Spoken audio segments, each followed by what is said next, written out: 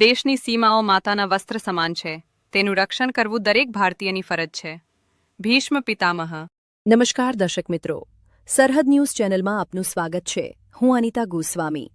હવે જોઈએ સમાચાર વિસ્તારથી.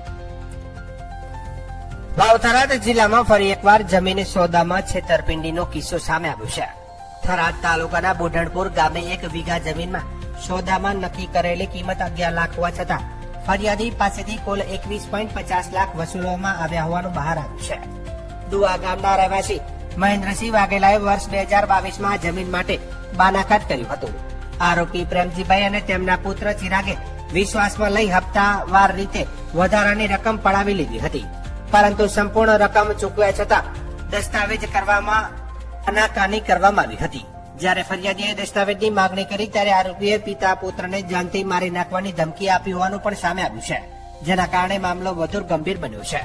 આ અંગે મહેન્દ્રસિંહ વાઘેલાએ થરાદ પોલીસ મથકે ફરિયાદ નોંધાવતા પોલીસે તાત્કાલિક કાર્યવાહી કરી 3 શખ્સો સામે ગુનો નોંધી વધુ તપાસ હાથ ધરી છે. ઘટનાને કારણે સ્થાનિકોમાં રોષની લાગણી ફેલાઈ છે અને જમીન સોદામાં પારદર્શિતા જાળવવાની માંગ ઉઠી રહી છે.